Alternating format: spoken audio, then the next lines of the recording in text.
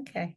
Okay, so let me just start by introducing myself. So I'm Elyse Ross. I am a professional genealogist. My company is called Last Leaf Genealogy. I'm also a genetic genealogist. That's my favorite thing. That is kind of using DNA. People can take like an ancestry DNA test or something like that. And if they are looking for their biological family, I help them do that. That's something that I do for free.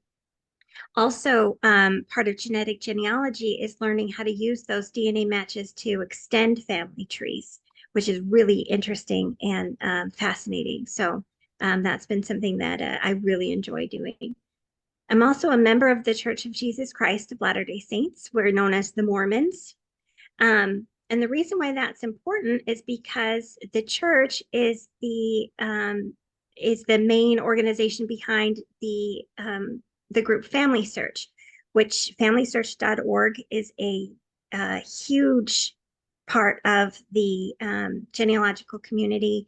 It is funded by mainly by the church, and it's completely free for that reason. It's a nonprofit, and it is there because one of our religious beliefs is that we have a responsibility to find our family.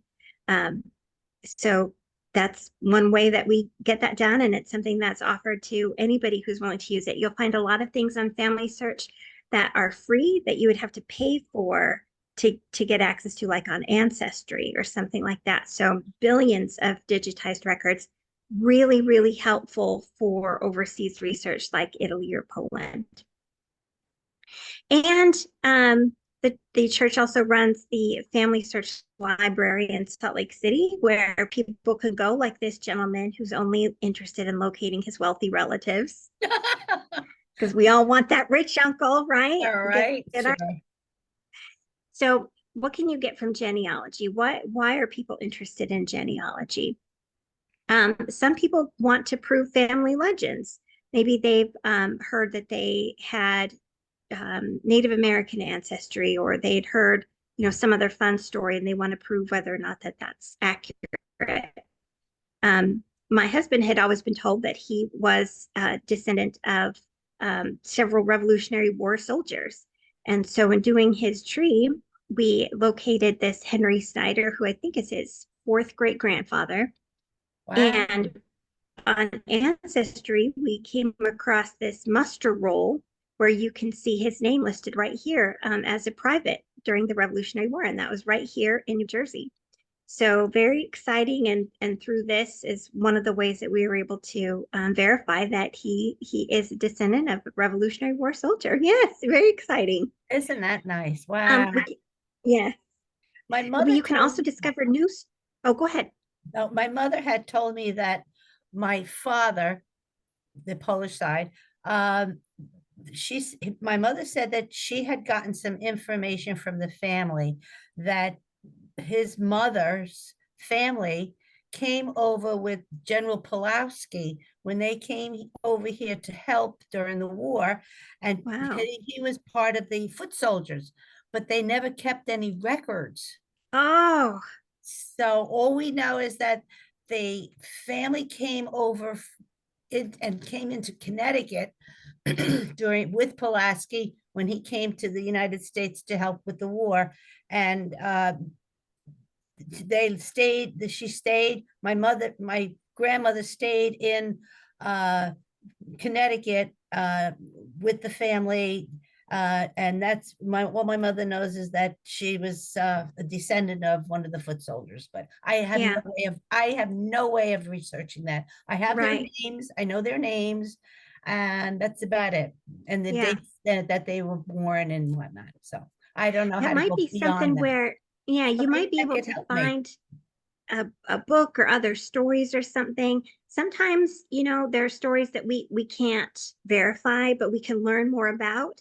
And sometimes the word of mouth story that you get from your mom or wherever it's coming from is it's still valuable. You should still make sure that it's written down somewhere. I That know might be, that's the only thing I can't find anything on yeah, it at all. But that's why I thought that was one of the other reasons why I decided maybe I could find out more about my father's side of the family. right, yeah.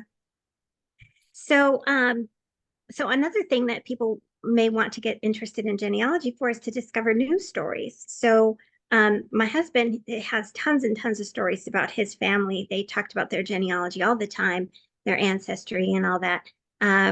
For me, I hardly ever heard anything really about my family.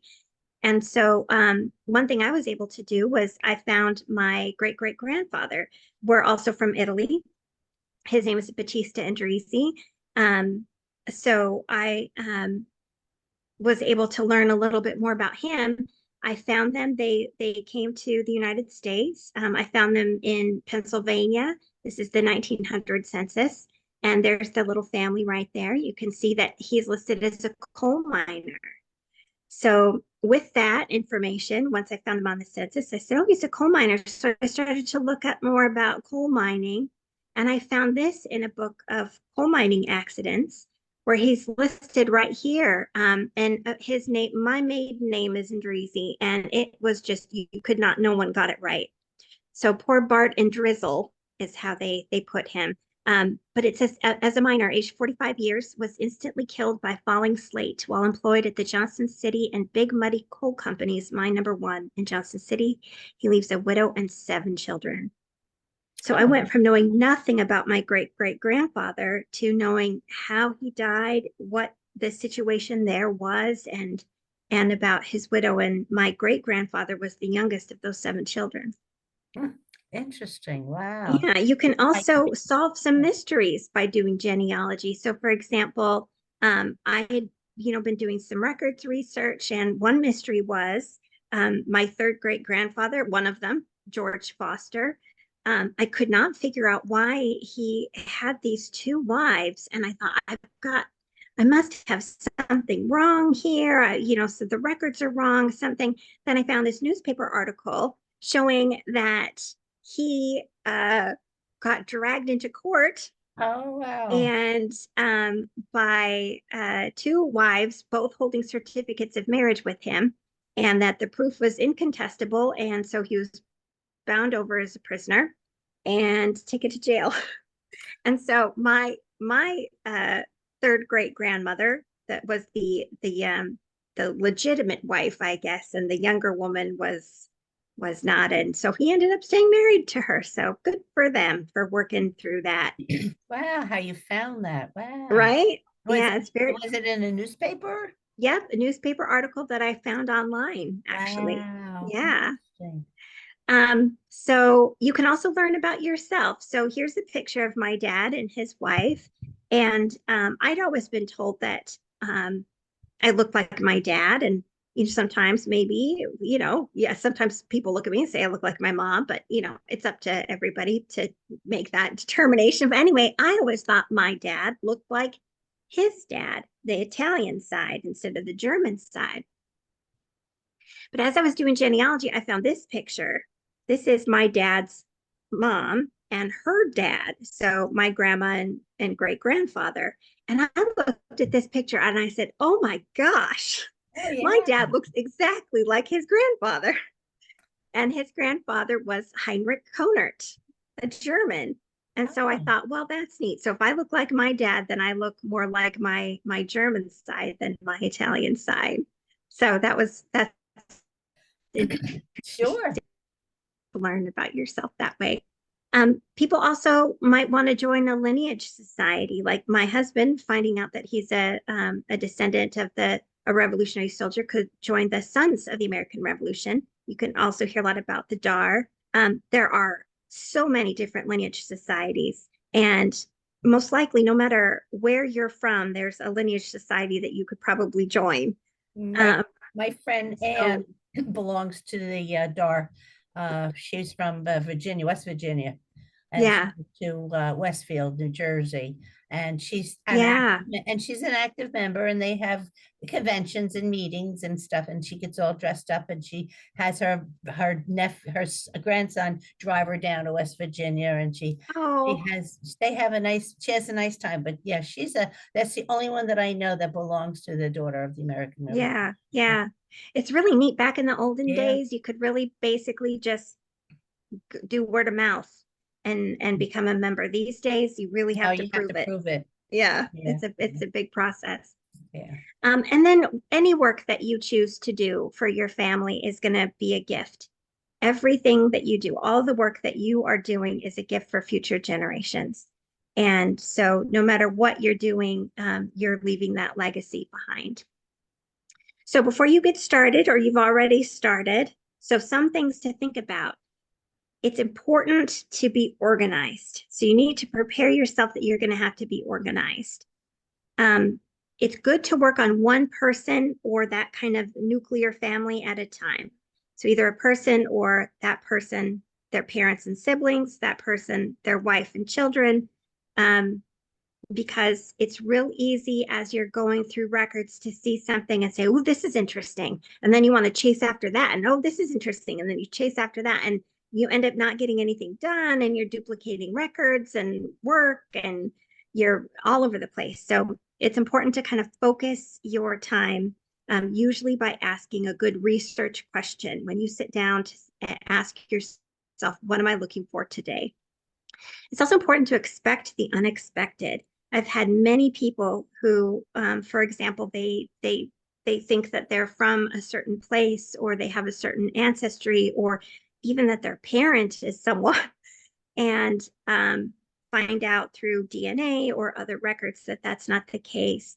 And it can be really, really heartbreaking. And sometimes people don't want to accept kind of what they see. And, I can't, no one should force anybody to try to see something maybe they don't want to see or don't agree with. But it's important for all of us to kind of expect that we might come up with things that we didn't know or that are unexpected. And it helps us to be better at our research so that we don't have confirmation bias. We don't just look for things that are going to confirm what we already believe, that we're open to anything. Really important. So the first thing to ask yourself is, where are you going to track all this information? Where do you have all your information right now? Is it just written on different pieces of paper, or how do you have? Yep. Yep. So paper forms or notebooks or whatever, that's how it was done for hundreds of years, if not thousands of years, right? So there are two main paper forms. The first one is a pedigree chart. These are pre-printed forms. You can actually get them online anywhere and print them out if that's something that you want to do. So pedigree charts show, for example, you would have a parent or a person written here and their spouse, then the spouse's parents, their parents, their parents, and it just goes back in generations. So it's a pedigree chart because it shows your pedigree. The other paper form that's used commonly is the family group record that shows a husband, a wife, and then the children. Now, you probably know the downsides of paper forms, right? They can be really difficult to keep organized in themselves. There's a really complex numbering system that genealogists used for a long time to try to keep those papers organized. It's also difficult because, let's say you have a fire or a flood, you could lose everything that you've ever done. Another issue is you say, okay, I'm going to make copies for my children. I have 3 children. I'm going to make 3 copies. You make those 3 copies, then those kids, let's say they find some errors or they find some new information. Well, if they're keeping it on a paper form, then only their form has changed. So now you have some people who have inaccurate information and some who don't. So it's not the best way. With what we have now, it's no longer the best way to track genealogy information. But at the same time, for some people, it's just not going to work to learn a whole new computer system or something. So it's better than not keeping track of anything at all. Another thing people like to do, and this is an old thing. I don't even know if anybody really even does this anymore. But there's software that you can get. You can download it on, actually, I say that, but I know someone, a good genealogist, who it's basically all she does. But you can download certain software to your computer. So it's on your computer, you pay for it, you download it. There's some things that are the same. If you don't back it up, you could lose it all if your computer crashes. the software, a lot of it is really clunky, really old, and you don't get a lot of the benefits. It can be really difficult to attach sources to, and it's not the greatest, nicest software that's out there. But it's still, a lot of people like it. It's what they're familiar with. It's what they feel comfortable with because it's local on their own computer. And then finally, you can keep your trees online. Now, this is what I do, and this is what I do for all my clients, is I have the trees online. Now, there are different places you can keep a tree online. There's a whole bunch of different websites that will host those trees for free. You can actually have your tree for free on Ancestry. They will keep it for you at any time. You can download a copy of it to your own computer, print it out, do whatever you want with it. It belongs to you. You can choose to keep it completely hidden so no one can see it, private so it's only can be seen by you. You can, all living people are always private on Ancestry. You'll never be able to see a living person in somebody's family tree. And so those trees are, you work on them, you're the only one who has access to them unless you specifically give somebody else a chance. Now, Family Search, in addition to all of those records that I talked about at the very beginning, those billions of records that you can see, there's also a comprehensive, it's called a one world tree because everybody works on it together. It's collaborative. So any person who has ever been born, the theory, the hope is that they will have one entry on Family Search. So for example, even though I have a brother and a sister, my grandparents who've passed away, they only have one entry. It's not like my sister has her own tree and my brother has his. No, there's just one set for each one of my grandparents. So the nice thing is everybody's working together on these people. Everybody's putting their pictures, their memories, their hard work, their knowledge on there, and it's really wonderful. The downside is that it's only as good as the genealogists who are working on it. So if you've got a really good genealogist working on it, who they've got good information and they're doing things the way they're supposed to do, it's going to be really accurate. But if you have somebody who's just kind of willy-nilly attaching records or making assumptions or something, it's not going to be very accurate. So I spend a lot of time correcting mistakes, but at the same time, I have learned things that I would never have known. I'll go on there and say, this person didn't have, my great grandfather didn't have two wives. He only had one wife. Why do they have two wives listed here? And I want to go delete it and say, well, they don't know anything. Well, then I look a little closer or I do a little more research into it and I say, oh no, he did. He was married to her first and she passed away. And then, so it really, you have to be open to other people's research. And a lot of people get really surprised. They'll say, who's been doing this work on my family tree? And you say, well, it's not just your family tree. It's a family tree that belongs to thousands of other people because we're all so interconnected. So anyway, so those are two places you can keep them. Family tree is under Family Search online. Yep, familysearch.org. Okay. Yep. And I actually volunteer at we have a family search center. There's usually one in every church building for my church. And I work at the one that's in Clinton. So if you're ever down in Clinton or feel like making the drive down there, you can set up a time and we can sit down together and I can show you how to use it. It's my favorite thing in the world to do. So I volunteer there. Okay, so first step number one, and this will be helpful to you, is gather your sources. What does that mean? First of all, what's a source? A source is anything that has information attached to it. So a source can be a picture, like this gentleman here. My husband has, usually, if anybody has anything historical, family history related, they say, what are we going to do with it? And the answer is give it to Jim. So they'll ship it to our house or they set it aside and they give it to my husband. So And it goes in our basement, and we try to digitize it and take good care of it.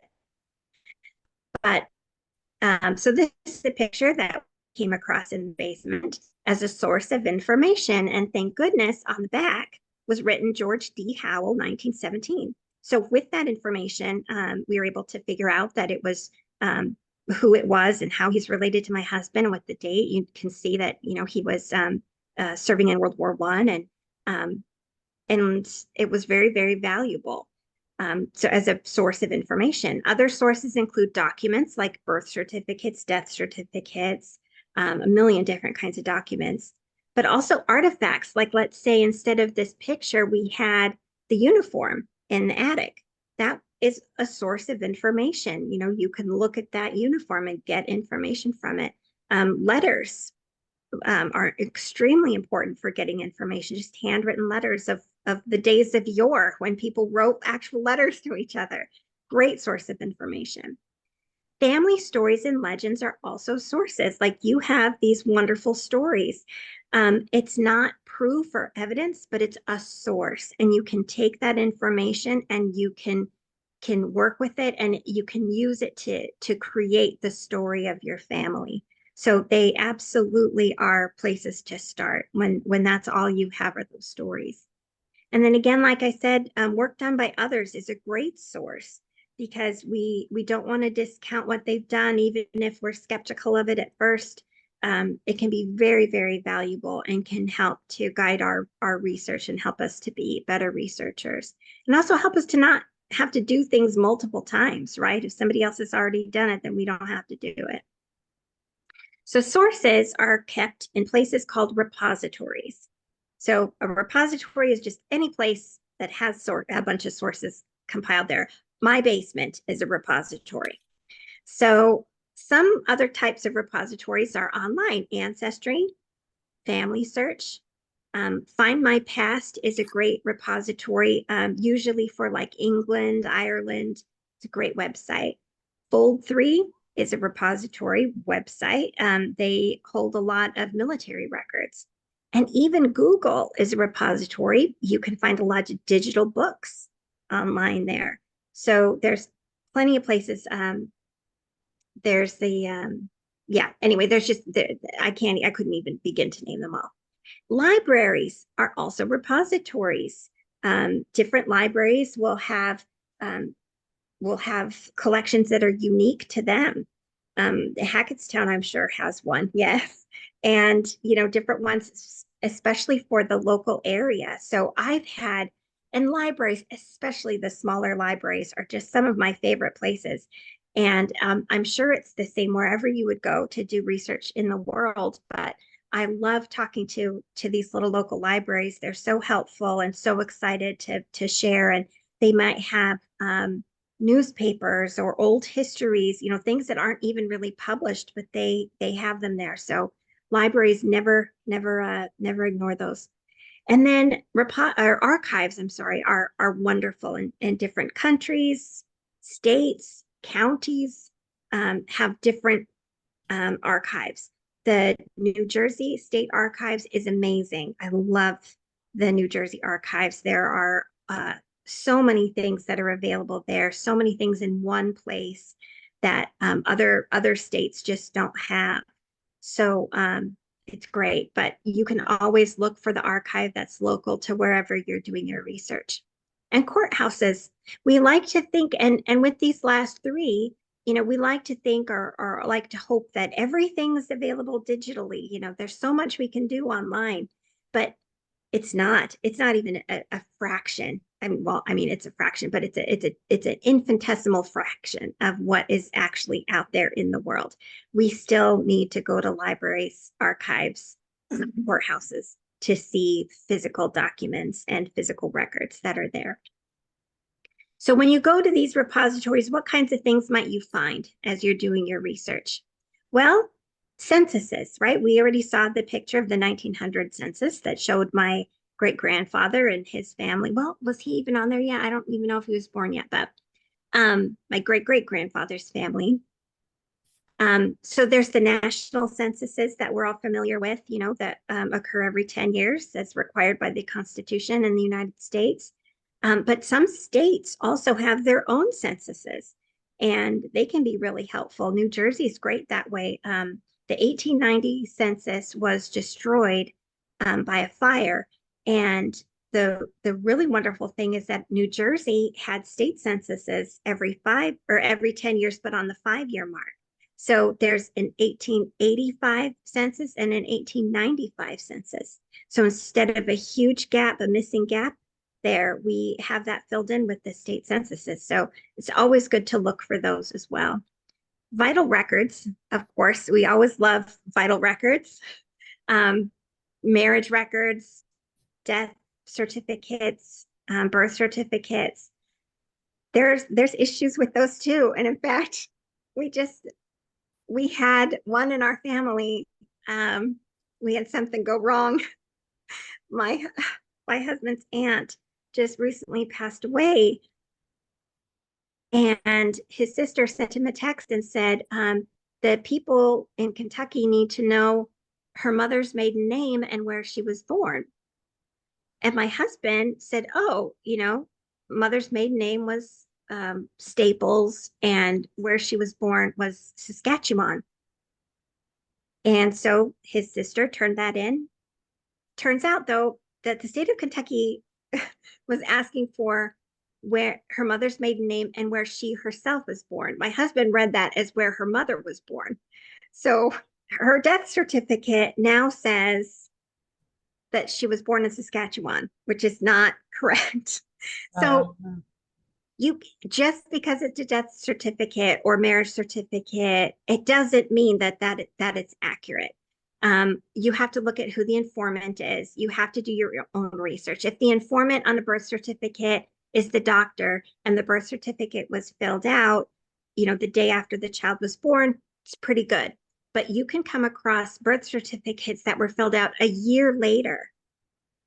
You may have to be suspect of that. Is that accurate? You might have to look at who's the informant. If the informant is a daughter, you can say she's going to probably know more information about her mother. But if the informant is the grandson-in-law, he may not know what, his mother-in-law's mother's maiden name was. So there's just, you have to take everything with a grain of salt, even on those vital records. Anyway, long story short, not really. There's also church records. This is really important in places like Italy and Poland.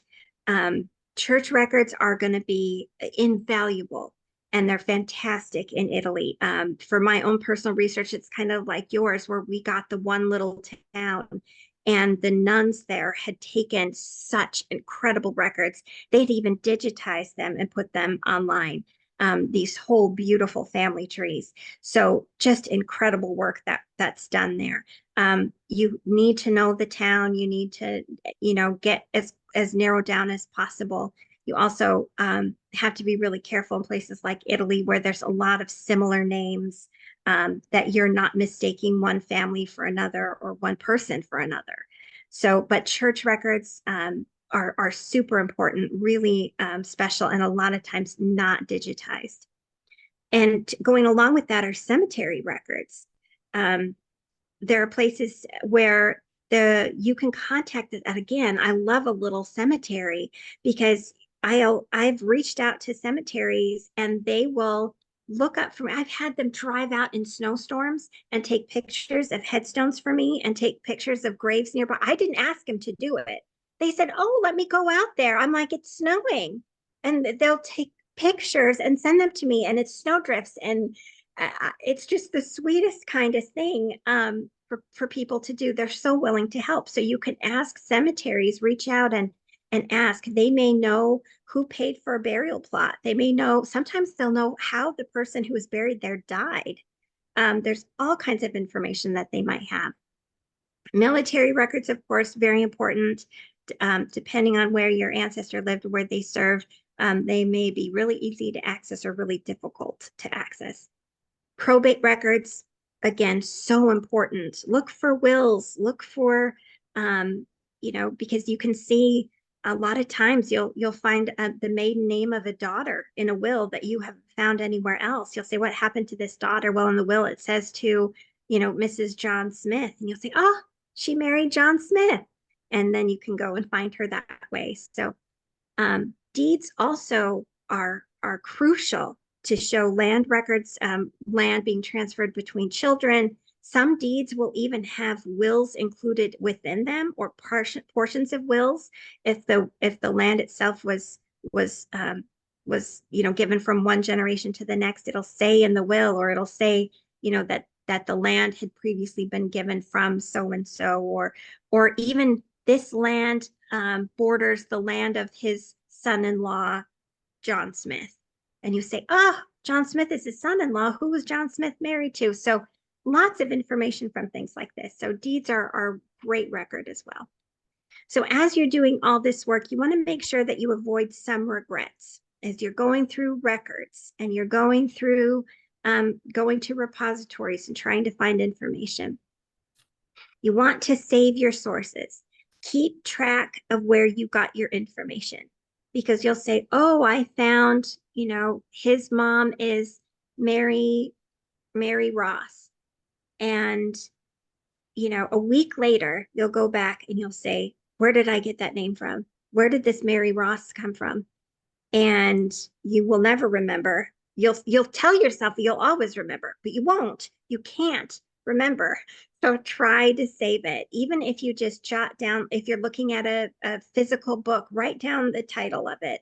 Write down something. It doesn't have to be a perfect citation of it. If it's something that's going to help you find it again, or something that can help someone else find it again. If it's a website, click that little star button on your browser window. That'll save that, and then put it in a little folder, a little bookmark folder on your computer. Save your sources. Keep notes so that you know what you already searched and where you left off. Let's say you're looking through a book for some family names or something.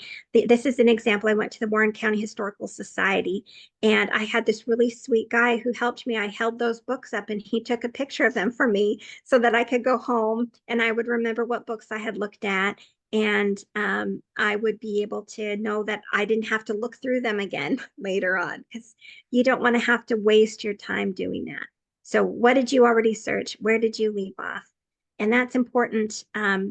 Even online sometimes, let's say you're looking through something on Ancestry, well, you might find out that they updated it with more records later. And so you can look and say, okay, well, this source has been updated. I should look there again. I might find something this time. And then again, we mentioned already, but don't ignore evidence. If you come across something that doesn't seem quite right and you want to shake it off, or you want to discount it, don't do it right away. Give it some time. And at the same time, don't accept something. Don't say, my Mary Smith is the only Mary Smith in this town. How could there be another Mary Smith born in 1853? Well, there's going to be another one, even if it's a really unusual name. So you don't want to make assumptions and you don't want to ignore evidence. So work backwards. When you're saying how you're going to start, let's say, you've sat through this presentation, you're like, okay, I'm going to keep with my paper forms. I like my paper forms. I want to stick with them. Or I'm going to go on Ancestry and I'm going to start to create a digital tree there. Even when you go to Ancestry, you're going to start with yourself.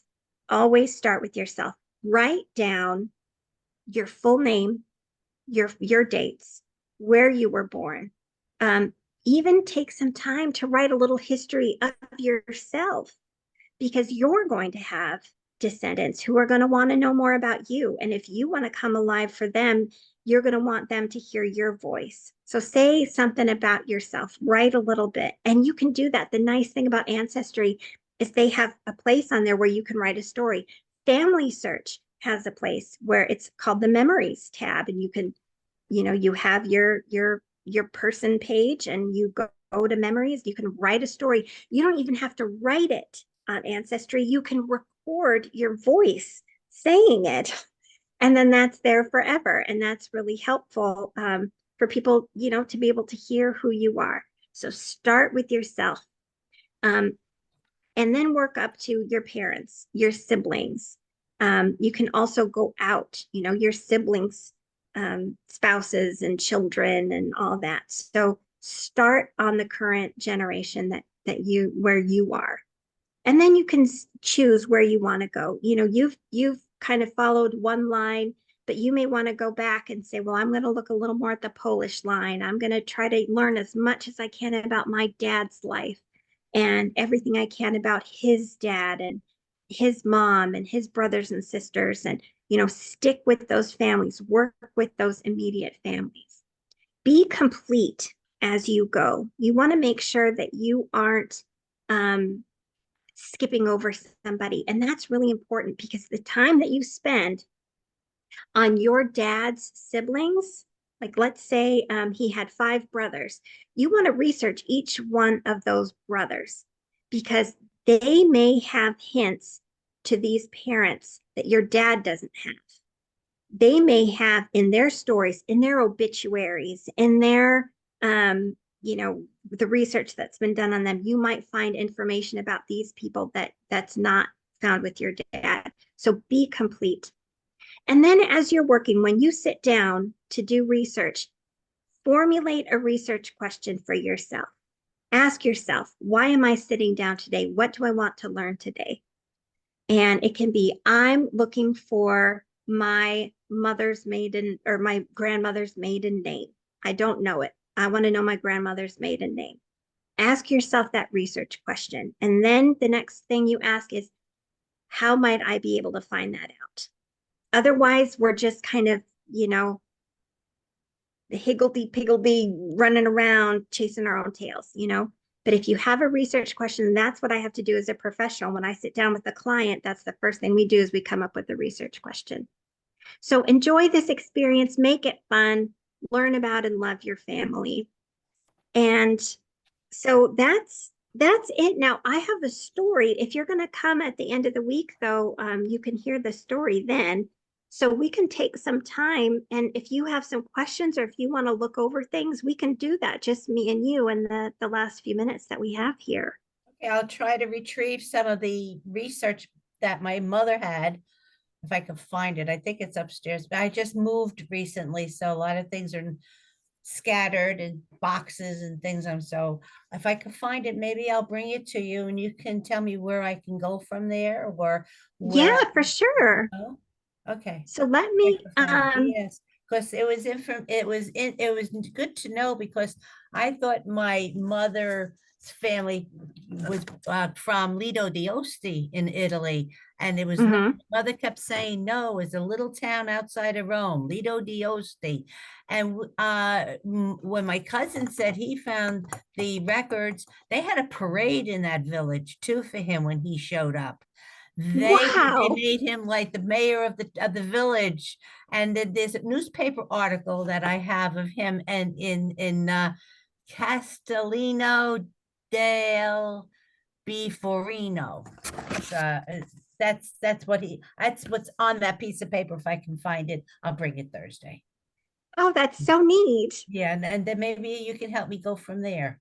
Yeah. Oh, I'd Okay. love to. Yes, So, thank you. what was that? No, I didn't say anything. I said that Oh, would be fine. yeah. So I logged into Family Search so you can kind of see what it looks like. But I'm gonna make it a little bit smaller here if I can kind of move things around a little bit. Um, hold on, give me 1 second so I could kind of position this where I want it to be. Okay, so I want to show you what Family Search looks like so you kind Oh, of get an idea of what you'll be kind of dealing with if you decide to go on it. So my favorite thing about Family Search with helping people when they're looking for information overseas for their overseas relatives. So you're gonna, like, I've signed in. Um, there's some things on here that are just for me, for my church stuff. But what you can do is you go to search, and see down here where it says Research Wiki, we're going to go there. And from the Research Wiki, you can see all of this. It gives you the whole world. And so you can say, well, where am I researching? I want to find my relatives in Poland. So let's start with Europe. And then we're going to scroll down. Here's Poland. And it's got all these little places within Poland you can click on. Well, I don't know. So I'm just going to click regular old Poland. And then it'll take you to this page. And it can go down to cities might have their own page. But here you can see, how do I get started? Well, there's how-to guides. There's how to find the town of origin. How do I begin? What are my research strategies? Here's how you can write letters if you need to write a letter and ask for information. Word lists. So if you're looking at a document and you don't understand it, you can have a word list you're looking at. All kinds of wonderful, wonderful things. Gazetteers are like maps. I don't know if you're familiar with gazetteers, but they're really important when you're looking in other countries. But here it says, ask the family search community. That's just, a bunch of people who are also doing Polish research. See what they're, and then click to just, if you want to just start looking at records here. So as you go down this, you can see all the amazing resources that are available. And then again, you can always just go back to the Research Wiki and look at any other place, Italy, anywhere that you want to go. In Poland, I have no clue what town, village, section, or wherever to look for any information. Where do you have to go to every town that on that map that you just had, and Yeah, put in the name of something and work that way? yeah, you definitely don't want to do that because that would No, take you too much. forever. Yeah. So the best thing to do when you're doing research like that, like let's say, so the first thing to do is you always start with the United States, right? You always want to get as much information as you possibly can on your family member here, because Okay. what you're looking for is any clue at all. And Okay. sometimes if you find a ship manifest, it'll say on there the town where they originated from. Yes. Maybe, Yes. yeah, maybe you'll find an obituary, maybe that lists a town. Maybe you'll find another relative who lived close by the family member, and you research that relative and you see what town they came from. And Okay. so you start in the United States as much as possible, Okay. because you could do a search of everywhere in Poland, but the chance that you're going to find exactly the right person in exactly the right place. So if you look here, it says finding your ancestors' town in Poland.